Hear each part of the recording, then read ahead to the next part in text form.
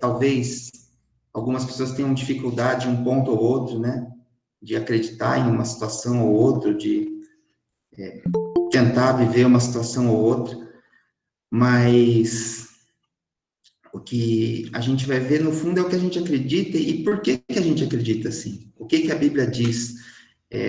Será que eu devo confiar no que a ciência fala sobre a Bíblia? A gente vai ver qual tradução usar da Bíblia, né? Às vezes até na transmissão do culto, coloca as passagens da Bíblia numa versão, em outra, tem uma pequena diferença. Será que isso faz diferença no meu aprendizado? Será que tem diferenças grandes? O que é melhor, para mim? E nós vamos ver também alguma coisa sobre as Bíblias católicas, tem algumas diferenças, e especialmente sobre a Bíblia das Testemunhas de Jeová, porque eles têm uma versão que é só deles, né? Eles que fizeram. E tem algumas diferenças aí mais relevantes, que é o que a gente pretende ver no fim, né? E eu vou tentar compartilhar aqui. Qualquer coisa, vocês falam aí, porque eu tô com o celular ligado também aqui do outro lado, mas sem som, para não atrapalhar aqui a transmissão. Tô com o computador com o celular. Vocês falam alguma coisa para eu poder mexer no som, algum problema que tiver, tá bom? Já vou pedir a participação de alguém aí no comecinho, para a gente mudar um pouquinho o padrão aqui, tá? Vou tentar apresentar, vamos ver.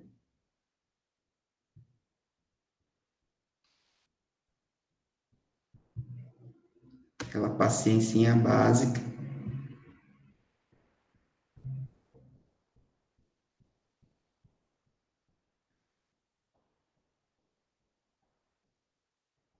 Parece que tá dando certo. Apareceu? Então vamos lá. Então vamos falar sobre a Bíblia.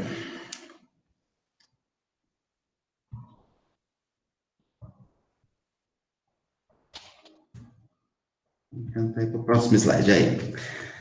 Não foi demais. Tá vendo só? Já complicou, já.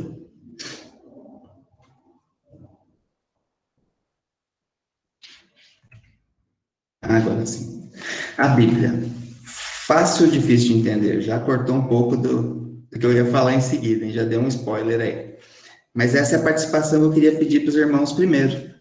Eu queria ouvir alguém que acha a Bíblia fácil de aprender, de entender, e alguém que acha a Bíblia difícil de entender.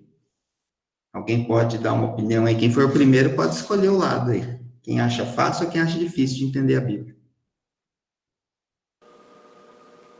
Eu digo que sem o Espírito Santo é difícil de entender.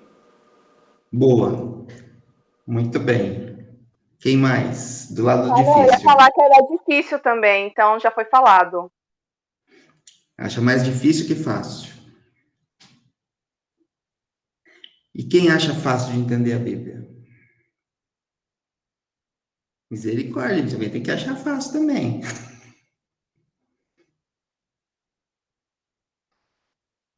Não? Todo mundo acha a Bíblia difícil? Interessante isso aí, hein? Pra gente conversar mais tarde. Na hora das traduções vai ser bem importante essa questão. Por que eu levantei primeiro essa questão, né? A gente não vai trabalhar interpretação da Bíblia, né? Nessas aulas, a gente vai até tocar um pouquinho no assunto devido às traduções, assim, mas não é bem interpretação. Mas eu coloquei aqui, se a Bíblia for difícil de entender, como é que fica o que Jesus falou, né? Naquele tempo, respondendo, Jesus disse: graças te dou, ó Pai, Senhor do céu e da terra, que ocultaste estas coisas aos sábios e entendidos, e as revelaste aos pequeninos, né? Se Deus ocultou para os sábios e os pequeninos, a gente pode fazer um contraste que seriam as pessoas mais simples, né? Ela não pode ser difícil. Só que se a gente pensar que ela é fácil, a gente vê o que um apóstolo que andou com Jesus fala da própria Escritura, né? Que é Pedro. Ele fala assim: e tende por salvação a longanimidade de nosso Senhor, como também o nosso amado irmão Paulo vos escreveu, segundo a sabedoria que lhe foi dada, falando disto, como em todas as suas epístolas, entre as quais há pontos difíceis de entender, que os indoutos e inconstantes torcem, e igualmente as outras escrituras, para a sua própria perdição. pensa, alguém que andou com Jesus fala que tem uns pontos difíceis de entender ali na Bíblia, né? Inclusive em outras escrituras a gente entende que se é possível torcer o sentido, né? São pontos mais controversos, mais complicados. E isso pode limitar um pouco a gente a querer entender a Bíblia, achar que pode entender a Bíblia, né? Então, vamos ver se avançou aqui. Eu queria que a gente tivesse em mente alguma coisa sobre a clareza da Escritura. Eu queria começar sobre isso. Então, tem aqui algumas passagens, né? Em Salmo 119 diz assim: a revelação das tuas palavras traz luz e dá entendimento aos simples. Esse simples aqui não é um simples, a pessoa que é intelectualmente simples, não é questão de raciocínio, é questão de. O simples na Bíblia aqui, especialmente nos Salmos, é a pessoa que carece do juízo correto, né? De uma capacidade prática de viver, uma sabedoria, né? Uma pessoa que facilmente pode cometer erros, pode facilmente ser desencaminhada. Então, a Bíblia, a revelação dela, ela capacita até essa pessoa que tem dificuldades, não só intelectuais como qualquer uma, a viver melhor. Então, a Bíblia tem que ser muito clara para ela dar esse entendimento, até para quem é simples, né? E Jesus também usou essas expressões que eu separei aqui. Quando tinha as controvérsias, ele não falava assim, realmente a Bíblia é difícil, né? Puxa vida, cada um fala uma coisa da Bíblia. Não, Jesus, ele era muito direto, e não é que ele fala que ele entendeu, ele falava para os outros, vocês não leram, né? Não lestes? Nunca, está escrito errado aqui, lestes, nunca lestes, tá? Nunca lestes nas Escrituras? Ou errais, não conhecendo as Escrituras nem o poder de Deus. Então, a gente vê que, indiretamente, Jesus está dizendo que basta ler, basta conhecer, não é algo difícil de resolver. E eu coloquei aqui a introdução de 2 cartas de Paulo, para a gente notar que ele não escreve para os líderes da igreja só, para os mestres, para os doutores, como se fosse algo assim que só eles fossem entender, só alguém com muito tempo de igreja, com a profundidade de conhecimento de Deus, da palavra, entender, não. Ele fala a igreja, é para todo mundo. Então, o entendimento da Bíblia, por mais que tenha alguns pontos que demandem alguma questão a mais, assim, né? É um livro muito extenso, é uma coleção de livros, né? Que virou um livro só para gente. Mas, em geral, ela não é para ser difícil, né? Para ela ter clareza suficiente em tudo, ou praticamente, e o resto não ser difícil, né? O senhor levantou mestres, doutores, a gente consulta aí livros, quando precisa de pessoas muito capacitadas, né?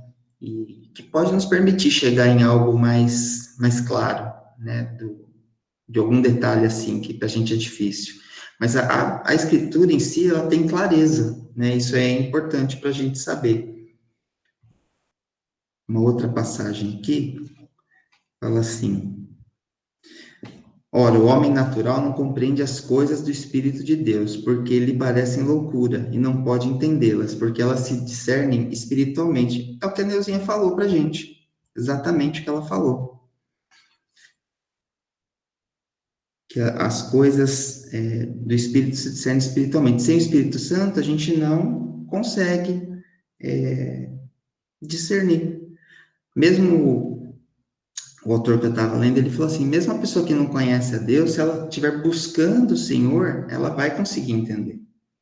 Porque o Senhor vai revelar, o Senhor quer salvar, o Senhor quer abençoar. Então, o Espírito Santo vai dar algum tipo de capacidade.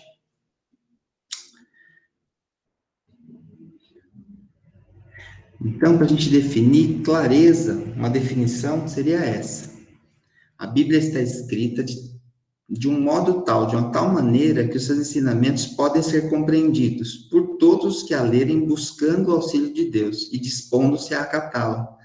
A Bíblia também não é para um conhecimento intelectual só.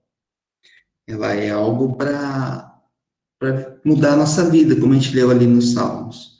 Ela é para dar entendimento ao simples, é para mudar também o que eu penso, mas não meramente teoria, é algo para mudar o que eu penso, para mudar a minha vida.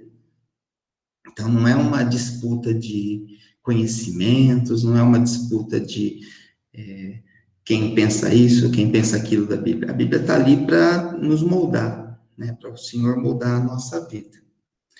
E mais tarde eu vou falar sobre a suficiência da Escritura, como a Bíblia é suficiente para nós. Mas para a gente ter em mente, durante tudo que a gente vai estudar, não só hoje, é clareza e suficiência. Suficiência quer dizer, a Bíblia contém todas as palavras divinas que Deus quis dar ao seu povo em cada estágio da história da redenção, e que contém todas as palavras de Deus que precisamos para a salvação, para que de forma perfeita nele possamos confiar e a ele obedecer. Então, durante toda a história de Deus com o seu povo, ele revelou o suficiente para aquele momento, sempre. E hoje nós temos a Bíblia completa para a gente também. Tudo que a gente precisa está na Bíblia, né? Muitas respostas que a gente pode achar lá, você não vai achar algo sobre uma coisa atual, né? Uma coisa que a tecnologia trouxe para a gente, mas os princípios para responder isso vão estar lá. Vai bastar a gente buscar. E agora nós vamos discutir um pouquinho. A Bíblia é confiável, né? Hoje é o dia que a gente vai ser mais teórico, talvez, né? A tendência, a gente vai ter uma parte prática mais para o fim do que a gente está estudando, que eu entendo que a gente pode ser profundo, vai ter muita teoria, assim, é uma coisa bem técnica que a gente vai estudar em alguns momentos, mas eu quero tentar refletir sobre o que isso vai trazer para o nosso dia a dia como cristãos, né? Não adianta só ficar na teoria. Se a Bíblia é para mudar a gente, não basta eu ficar na teoria. Posso entender a teoria e tentar trazer para a minha vida. Então, hoje a gente basicamente vai trabalhar se a Bíblia é confiável. Eu creio que, como eu disse lá no comecinho, né? Todos nós já confiamos na Bíblia, já acreditamos, já cremos, mas a gente às vezes convive com pessoas que não creem, pessoas que levantam dúvidas. Às vezes podemos ter alguma questão assim que é mais difícil para a gente, e isso vai moldar um pouco como a gente acredita na Bíblia, até como a gente interpreta a Bíblia, né? A gente vai falar, mas é assim que é para entender? Tem questões de interpretação, como eu disse, a gente vai só tocar no assunto, mas tudo depende primeiro da Bíblia ser confiável. Se a Bíblia não for confiável, se for tão confiável quanto qualquer outro livro, ou quanto algum outro livro específico, ela perde um pouco do sentido, no meu ver. Né? Porque se eu confio na Bíblia e também nisso, ou naquilo outro, no mesmo nível, né? Não que eu não possa buscar, como a gente disse, entendimento com mestres, com pessoas que estão mais capacitadas, que Deus deu esse dom. Mas eles também têm que estar bebendo na Bíblia. Nós vamos falar sobre inspiração primeiro. Coloquei alguns versículos do que a Bíblia diz sobre ela mesma. O que é inspiração na Bíblia, né? A gente acredita em Jesus porque está na Bíblia. Então, tudo que a gente acredita sobre Jesus, né? Domingo passado foi pregado sobre isso. Jesus, ele venceu como homem. E muitas vezes a gente não pensa nisso. Mas por que eu acredito que isso está certo? Porque está na Bíblia. Então, foi ensinado ali a partir da Bíblia isso. Tudo que eu creio sobre Jesus vem da Bíblia. Então, tudo que eu creio da Bíblia também tem que vir da Bíblia. É a mesma fonte. Né? Se a Bíblia é a palavra de Deus, nós vamos discutir isso. Eu tenho que acreditar nela em tudo. Então, 2 Timóteo, que é a segunda carta a Timóteo 3,16, acho que é o versículo mais relevante, mais clássico sobre esse assunto. Toda escritura é inspirada por Deus e útil para o ensino, para a repreensão, para a correção, para a educação na justiça. Toda escritura é inspirada, né? Esse inspirada quer dizer soprada por Deus. E é por isso que a gente vê sermões, vê estudos a partir da Bíblia, porque ela é útil para o ensino, para a repreensão, para corrigir, para preparar, né? Para educar a gente na justiça, no que é certo. Então, a Bíblia é a nossa fonte. E Pedro escreveu assim: tende por salvação, eu acho que não era essa passagem aqui não, a longanimidade do nosso Senhor, como também o nosso amado irmão Paulo vos escreveu segundo a sabedoria que lhe foi dada. Falando disso, como em todas as suas epístolas, entre as quais há pontos difíceis de entender, que os indoutos e inconstantes torcem, e igualmente as outras escrituras, para a sua própria perdição. É isso aqui sim. Eu separei porque essa parte aqui tem outra parte, mas da primeira carta de Pedro nós já vamos ver. Quando Paulo escreve ali a Timóteo, quando ele fala que toda a escritura é inspirada, é interessante a gente entender que ele não tinha a Bíblia como a gente tem. Ele tinha só o Antigo Testamento. Então, Deus inspirou Paulo, né, a escrever que a Escritura era inspirada por Deus. Não sei se ele sabia que ele também estava escrevendo Escritura, né, mas ele falou que todo o Antigo Testamento, quando a gente lê aqui, é inspirado por Deus. E já Pedro fala do que Paulo escreveu como Escritura, que ele falou, ó, Paulo escreveu, e também as outras escrituras. Pedro põe o que Paulo escreveu no nível da escritura do Antigo Testamento. Então, só essas duas passagens, esses 3 versículos, já mostram para a gente que a Bíblia entende que a própria Bíblia, né, inteira é inspirada, tanto o Antigo quanto o Novo Testamento. Isso é importante, porque nós vamos discutir bem um pouquinho também sobre a diferença entre o Antigo e o Novo Testamento, mas nenhum dos dois deixou de ser inspirado, eles têm que ser devidamente entendidos. Tudo que a gente vai ler tem que ser entendido, né? Tem regras de escrita, assim como tem a iluminação do Espírito Santo. Mas a gente vai entender que toda ela é inspirada, né? E a gente vai ver a aplicação que é para hoje, para a igreja. Tem mais umas passagens aqui. Aqui é outra passagem de Pedro. Acho que é a primeira de Pedro, tá? A segunda. Porque a profecia nunca foi produzida por vontade de homem algum, mas os homens santos de Deus falaram pelo Espírito Santo. Aqui está mostrando que a profecia, de onde veio a Escritura, se a gente for pegar mais passagens, tem muitas passagens sobre a inspiração, né? Tanto no Antigo quanto no Novo. É Deus que inspirou pelo Espírito Santo. Então, por isso também que a gente precisa do Espírito Santo para entender. A gente vai entender, uma pessoa que não crê, ela vai entender muita coisa do que está escrito, mas tem um nível de discernimento, um nível de entendimento, de conhecimento, que ela só vai ter se for espiritual. E aí entra essa iluminação do Espírito Santo. Eu separei essa outra passagem aqui de Mateus 19, de Jesus falando. Jesus respondeu, vocês não leram que o Criador, desde o princípio, os fez homem e mulher e que disse, por isso o homem deixará seu pai e a sua mãe e se unirá à sua mulher, tornando-se os dois uma só carne? E se a gente olhar lá em Gênesis, acho que é Gênesis 3, não está lá que foi, não é a voz de Deus falando, é o narrador, é Moisés citando, né? Ele que disse, por isso o homem deixará seu pai e sua mãe. E quando Jesus cita, ele cita como se fosse o próprio Deus. Por quê? Porque aquilo lá já passou a ser a palavra de Deus. É muito interessante essa passagem.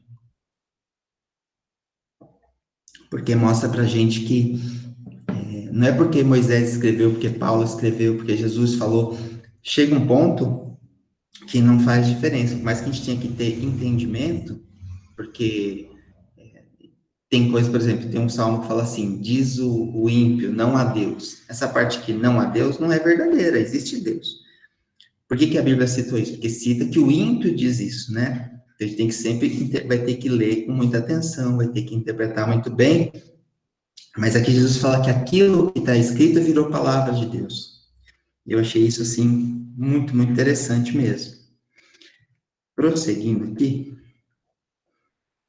falar mais alguma coisa sobre inspiração.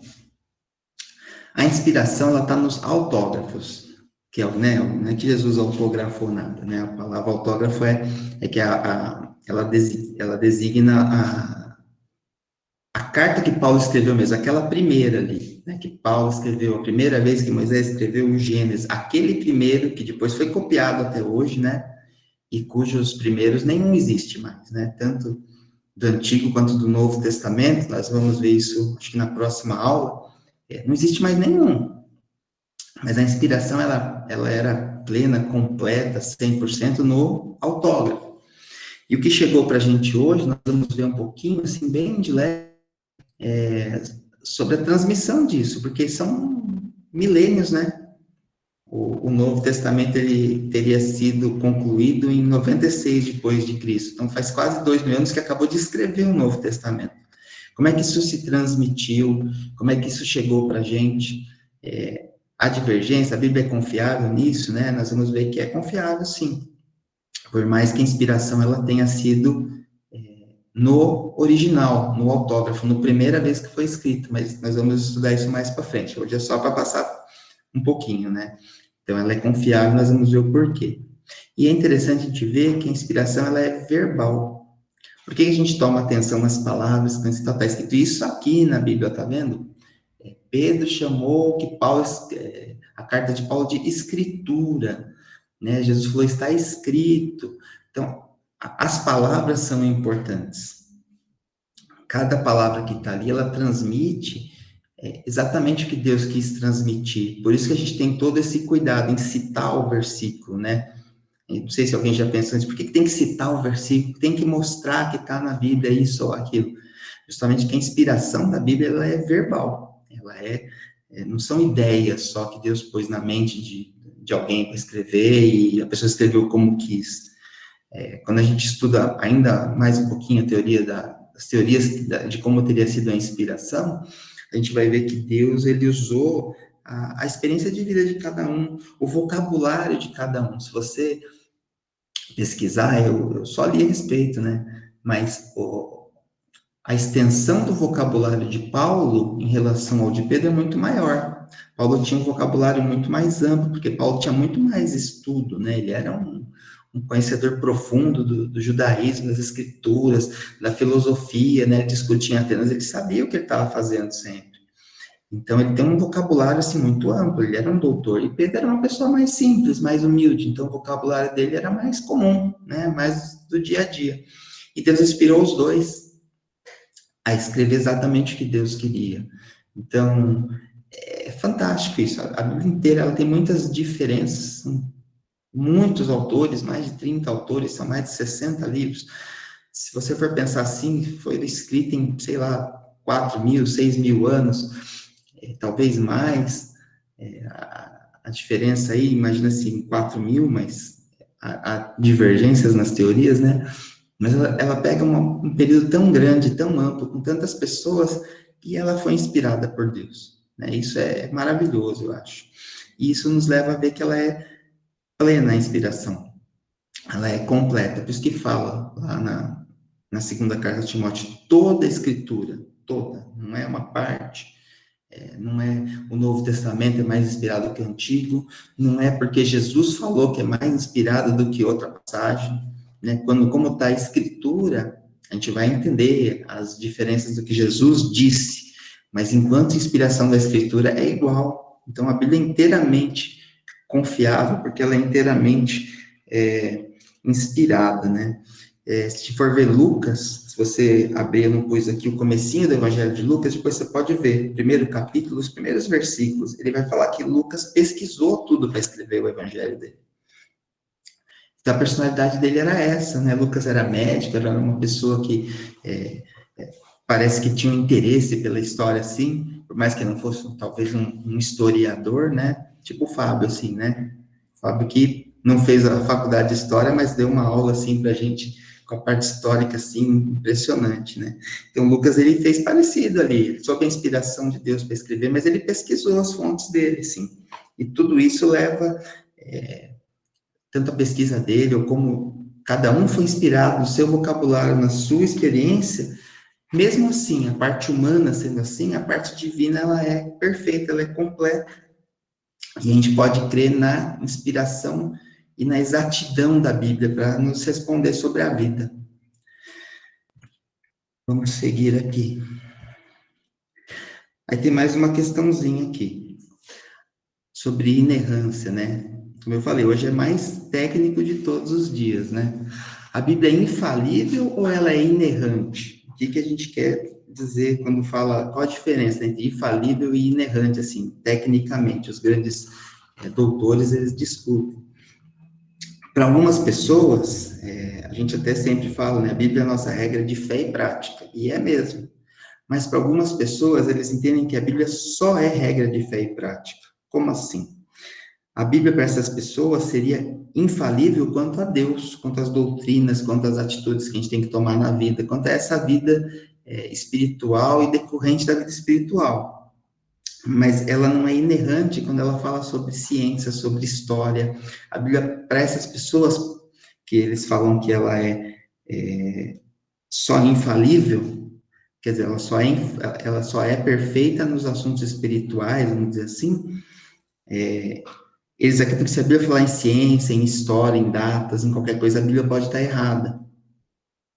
E a gente acredita, né, que a Bíblia ela é inerrante. Então, ela é infalível nas coisas espirituais, como ela também é infalível quando ela falar em ciência, em história, em qualquer outro assunto que a Bíblia tocar. A Bíblia ela pode não ser um compêndio científico, mas ela vai falar o que está certo, mesmo que seja assim, de um ponto de vista, aí eu citei aqui, de uma descrição em linguagem comum, por exemplo. O Sol nasceu, acho que é o exemplo mais claro, né? A gente sabe que o Sol não nasceu, o Sol está parado e a gente está girando em volta do Sol, e parece que o Sol nasceu, mas a gente fala que o Sol nasceu, mesmo sabendo que não é preciso cientificamente, né? Não é uma verdade científica, a gente fala conforme a gente enxerga o que está acontecendo, é uma linguagem do nosso ponto de vista, linguagem comum. E a Bíblia ela descreve as coisas em linguagem comum. Não é porque a Bíblia fala que o sol nasceu que a Bíblia ela não que a Bíblia está errada, que a Bíblia não é confiável, que a Bíblia não é inerrante. Ela só está descrevendo conforme quem escreveu descreveu. Né? Ele está falando, fala assim, aos quatro cantos da terra. A terra não é quadrada. Não, mas é uma expressão que a gente usa até hoje. Então, a descrição em linguagem comum que ocorre na Bíblia não torna a Bíblia errante, não torna a Bíblia falha, a Bíblia é confiável. Tem citações na Bíblia que elas são vagas ou livres, né? Então, por exemplo, ou aproximações.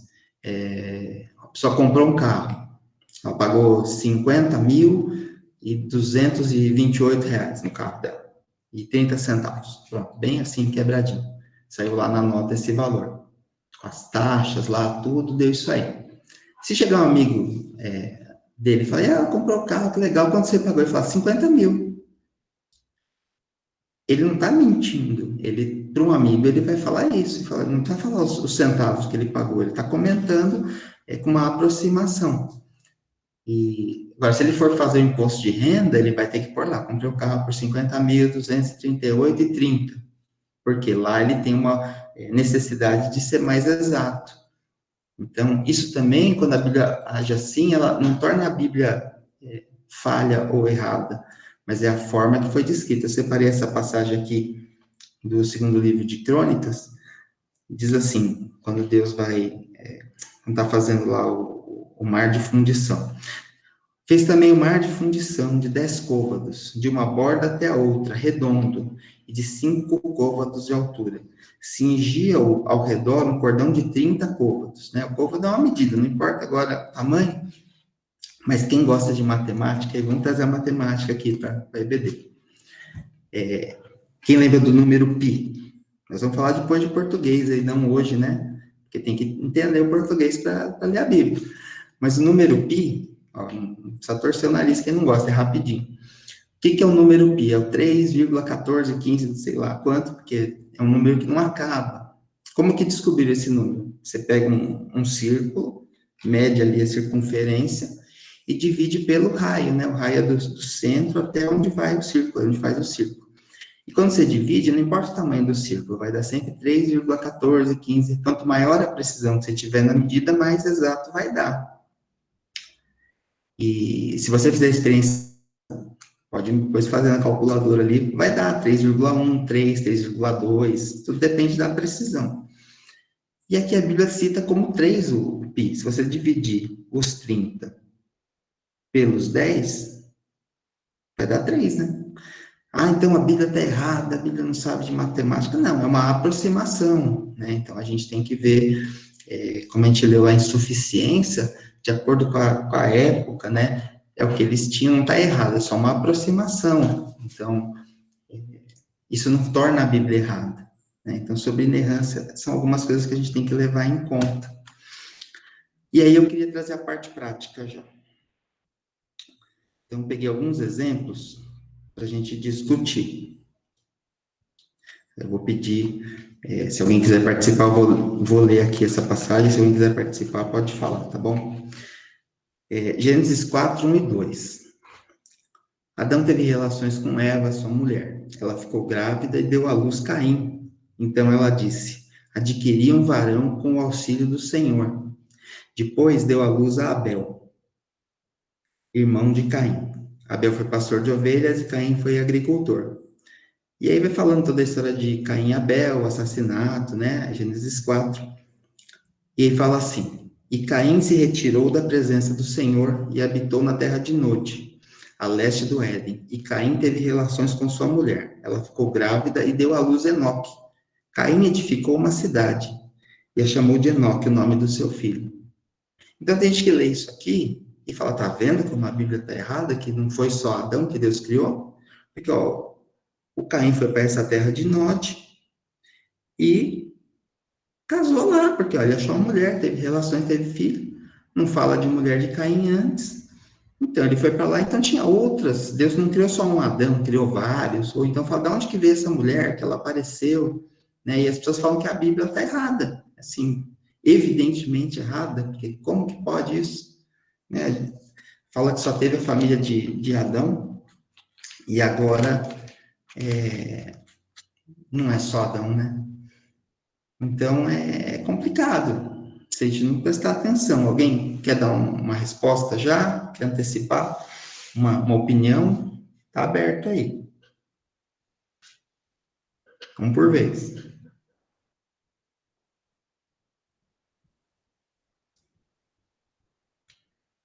Não vou seguir então. Última chance. O que diz aqui? Quando a gente segue na leitura, no Gênesis 5 fala assim: esse é o livro da genealogia de Adão. Adão viveu 130 anos e gerou um filho à sua semelhança. Conforme a sua imagem, lhe deu o nome de Sete. Depois que gerou esse filho, Adão viveu 800 anos e teve filhos e filhas. Olha só, a gente lendo a continuação. Primeiro a gente vê que nem Caim e Abel foram os primeiros filhos, né? O primeiro primogênito dele chamava Sete. Mas aquela história veio antes por causa da importância dela.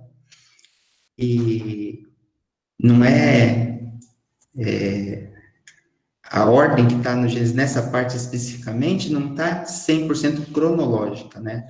Contou aí o assunto, e depois na genealogia de Adão a gente vai ver que tinha outros filhos, nem aqueles dois eram os primeiros.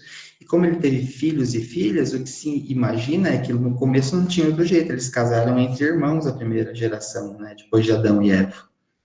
Então, tudo leva a crer que a Bíblia não está errada, mas a gente não lendo com atenção,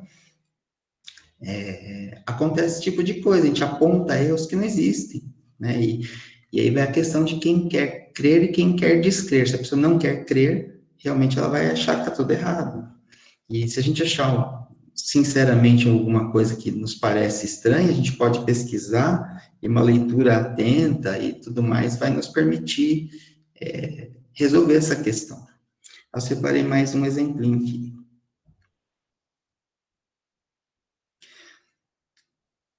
Fala assim, Números 13, né, sobre quando foi espiar a terra prometida de Canaã. Números 13 fala assim: envia homens que espiem a terra de Canaã, que eu hei de dar aos filhos de Israel. De cada tribo de seus pais enviareis um homem, sendo cada um príncipe entre eles. E enviou-os Moisés do deserto de Parã, segundo a ordem do Senhor.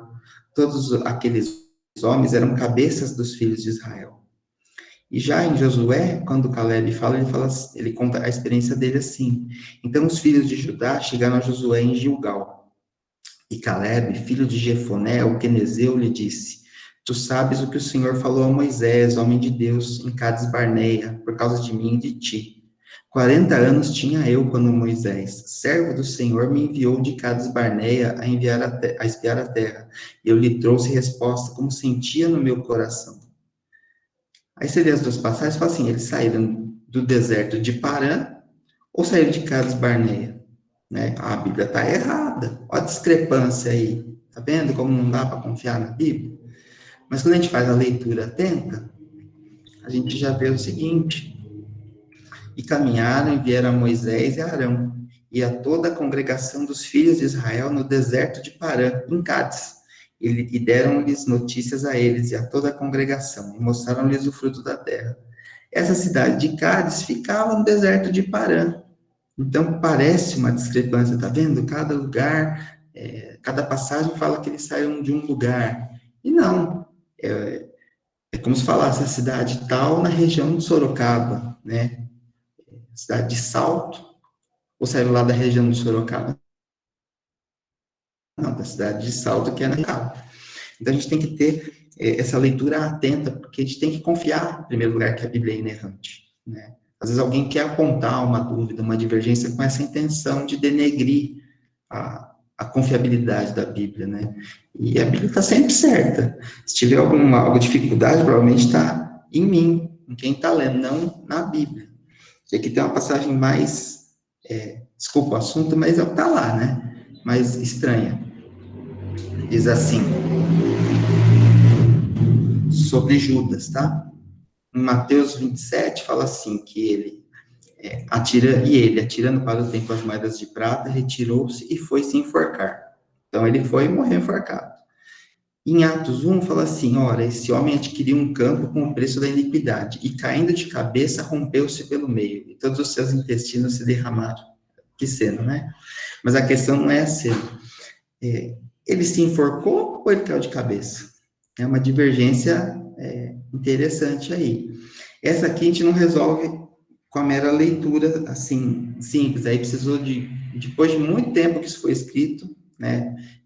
Teve um pesquisador, um linguista, disse que a palavra que está traduzida como caindo de cabeça também quer dizer inchar na língua original que foi escrito, né? No grego da época. Então, a ideia é que houve uma degeneração dessas partes internas aí dos órgãos viscerais, dilatou o abdômen e chegou a romper o corpo, né? Então, uma passagem não contradiz a outra, mas ele não teria caído de cabeça, mas sim inchado e rompido, né? Situação complicada. Prosseguindo. Então, aqui eu queria chegar a essa definição de inerrância. A Bíblia, quando corretamente interpretada, de acordo com o nível a que a cultura e os meios de comunicação haviam chegado na época em que foi escrita, de acordo com os propósitos a que foi destinada, é plenamente fidedigna em tudo que afirma. Então, a Bíblia ela é inerrante, ela é confiável em tudo que ela afirma. Não importa se é história, não importa se é ciência, se as questões de Deus, a Bíblia é inerrante. E também, fatos novos podem contradizer a Bíblia? A questão é, eu creio na Bíblia ou na ciência ou na minha razão para definir o que é certo? Normalmente, levanta-se polêmicas assim, mas quem pesquisa um pouco mais vai vendo que cada vez que se descobre alguma coisa com mais profundidade, aquilo acaba concordando com a Bíblia. Então, a própria ciência acaba, a história, a arqueologia acabam comprovando a Bíblia, vamos dizer assim, a gente não acredita que precisa de comprovação, mas elas acabam concordando com a Bíblia. Então, a gente tem que crer primeiro na Bíblia, na inerrância da Bíblia. Duas questões. Se rejeitarmos a inerrância, nós podemos questionar se Deus é completamente confiável. Quer dizer, a Bíblia é só infalível, não é inerrante. Mas se Deus errou ao redigir, ao permitir que se redigisse fatos históricos errados, fatos geográficos, fatos científicos errados, será que ele também não permitiu errar em outras coisas, né? Então, eu acredito que a Bíblia é um pacote só. Eu tenho que crer nela inteira, do jeito dela, conforme falamos, está escrito numa linguagem às vezes comum, mas ela tem que ser certa em tudo.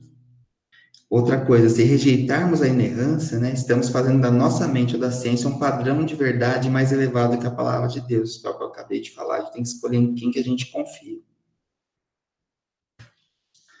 E disso decorre a autoridade da Bíblia. A autoridade, o que é? A autoridade das Escrituras significa que todas as palavras das Escrituras são palavras de Deus, de modo que não crer em alguma palavra da Bíblia ou desobedecer a ela é não crer em Deus ou desobedecer a Ele. É palavra de Deus. Então, ela tem autoridade na nossa vida. Tem que saber interpretar? Sim, como nós vimos, né? Porém, é o que Deus quis deixar para a gente, é tudo o que a gente tem para confiar. E aí volta na questão da suficiência. O que é suficiência? A Bíblia é suficiente para a gente. A Bíblia contém todas as palavras divinas que Deus quis dar ao seu povo em cada estágio da história da redenção. Então, no passado. E hoje que a Bíblia está completa, né? Que contém todas as palavras de Deus que precisamos para a salvação, para que de forma perfeita nele possamos confiar e a ele obedecer. E as eventuais aparentes dificuldades, divergências que a gente vai pesquisando, a gente vai resolvendo. Né, com a leitura mais atenta, a gente percebe igual aquela palavra que eles não sabiam todos os significados possíveis dela. Conforme a gente vai evoluindo, a gente vai entendendo o que falta. Para a gente encerrar, algumas questões que a suficiência nos traz, né? Se a Bíblia é suficiente, nós podemos descobrir na Escritura o que Deus quer que pensemos sobre determinados assuntos e o que façamos em determinadas situações. Então, está na Bíblia. Se ela é suficiente, não devemos acrescentar nada à Bíblia ou equiparar algum outro escrito à Bíblia, como acontece no mormonismo, no adventismo, né? São coisas acrescentadas na crença deles, na fé deles, que tem a mesma importância da Bíblia. Não, a Bíblia é suficiente, a gente pode ler, a gente pode aprender, a gente pode estudar, mas tudo que for bem ensinado é porque decorre da Bíblia, não porque alguém fez algo além da Bíblia. Deus não exige que creiamos em nada sobre si mesmo ou sobre a sua obra redentora que não se encontre na Bíblia. Então, nenhuma revelação externa ela pode existir fora da Bíblia. Né? Nenhuma revelação moderna de Deus deve ser equiparada à Bíblia no tocante à autoridade, que eu falei. E a última. Não existe pecado que não seja proibido pelas Escrituras, quer explícita, quer implicitamente. Então, a Bíblia não vai... Acho que não está andando aí. Agora foi esse que eu li. E o próximo, esse que eu estava lendo agora. Não existe pecado que não seja proibido pelas Escrituras, quer explícita, quer implicitamente. Então, a Bíblia não adianta alguém dizer que alguma coisa é pecado se eu não puder provar pela Bíblia. E da mesma maneira, Deus nada exige de nós que não esteja determinado, explícita ou implicitamente nas Escrituras. Quer dizer, não se pode exigir nada de ninguém que não se prove pelas Escrituras, que é o que Deus quer. E uma última consequência é que nós devemos enfatizar o que a Bíblia enfatiza e nos contentar com aquilo que Deus nos disse nas Escrituras. Então, não adianta enfatizar assuntos que são só citados na Bíblia, falar muito daquilo, e também não falar o que a Bíblia fala, um assunto que ela considera relevante, porque ela é suficiente até para dar a proporção das coisas para a gente. E por hoje, minha parte encerra aqui. Vou interromper o compartilhamento, ver se eu volto aqui.